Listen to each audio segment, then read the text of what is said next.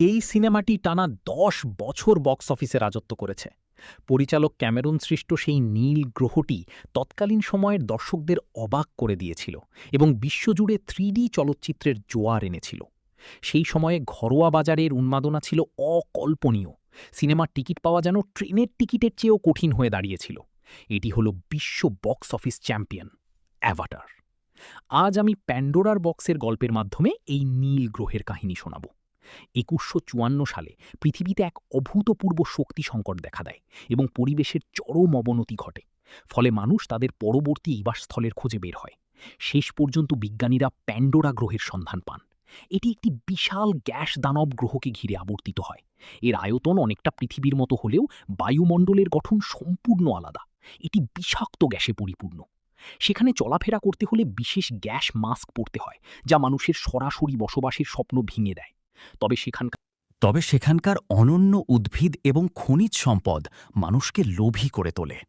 এই গ্রহে শুধু বিশালকায় বন্যপ্রাণীই নয়, বরং এক বুদ্ধিমান সভ্যতাও বাস করে, যাদের নিজস্ব ভাষা ও বিশ্বাস রয়েছে।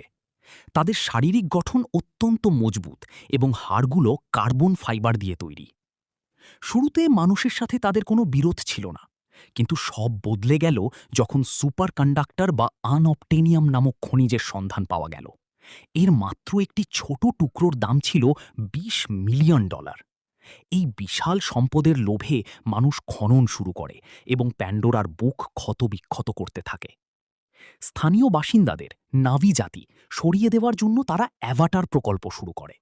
এই প্রকল্পে নাভিদের মতোই কৃত্রিম শরীর তৈরি করা হয়, যা মানুষ স্নায়বিক সংযোগের মাধ্যমে নিয়ন্ত্রণ করতে পারে। এর মূল উদ্দেশ্য ছিল নাভিদের সাথে যোগাযোগ স্থাপন করা, কিন্তু সামরিক কমান্ডার মাইলস কোয়ারিচ মনে করতেন কেবল শক্তি দিয়েই তাদের সরানো সম্ভব। তিনি অ্যাভাটার চালক জ্যাক সালিকে প্রলুব্ধ করেন।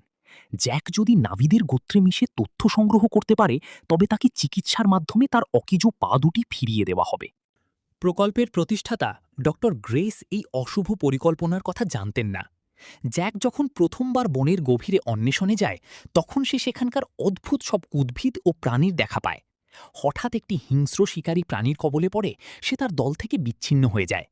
বনের অন্ধকারে যখন সে বিপদে পড়ে, তখন নাভি রাজকন্যা নাইতিরি তাকে লক্ষ্য করে তীর ছুঁড়তে চায়, কিন্তু একটি পবিত্র বীজের সংকেত পেয়ে সে জ্যাককে রক্ষা করে। নাইতিরি জ্যাককে তাদের গোত্রে নিয়ে যায়। যদিও গোত্রপতি তাকে গ্রহণ করতে চাননি, কিন্তু আধ্যাত্মিক নেত্রী বা মুয়াত জ্যাকের মধ্যে বিশেষ কিছু দেখতে পান এবং নাইতিরিকে নির্দেশ দেন জ্যাককে তাদের সংস্কৃতি ও ভাষা শেখাতে। ধীরে ধীরে জ্যাক নাভিদের জীবনযাত্রা, তাদের ঘোড়া চালানো এবং উড়ন্ত ড্রাগন সদৃশ ব্যানশি পোষ মানানো শেখে। সে অনুভব করে যে প্যান্ডোরার সমস্ত প্রাণী ও উদ্ভিদ একটি বিশাল স্নায়বিক নেটওয়ার্কের মাধ্যমে একে অপরের সাথে যুক্ত।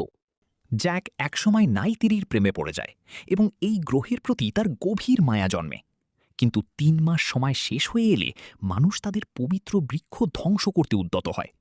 জ্যাক সত্য প্রকাশ করলে নাভিরা তাকে বিশ্বাসঘাতক মনে করে। শেষ পর্যন্ত জ্যাক নিজেকে প্রমাণ করতে সবচেয়ে শক্তিশালী উড়ন্ত প্রাণী গ্রেট লিওন পটেরিক্স বা শ্যাডো পোষ মানায় এবং সমস্ত নাভি উপজাতিকে একত্রিত করে মানুষের অন্যায্য আক্রমণের বিরুদ্ধে যুদ্ধ ঘোষণা করে। এই গল্পটি আমাদের শেখায় যে সম্পদের লোভে প্রকৃতির ওপর আঘাত হানলে তার পরিণাম ভয়াবহ হতে পারে। বাস্তব পৃথিবীতেও এমন সম্পদ দখলের লড়াই চলে, তবে সিনেমার মতো সব গল্পের শেষ সবসময় সুখের হয় না।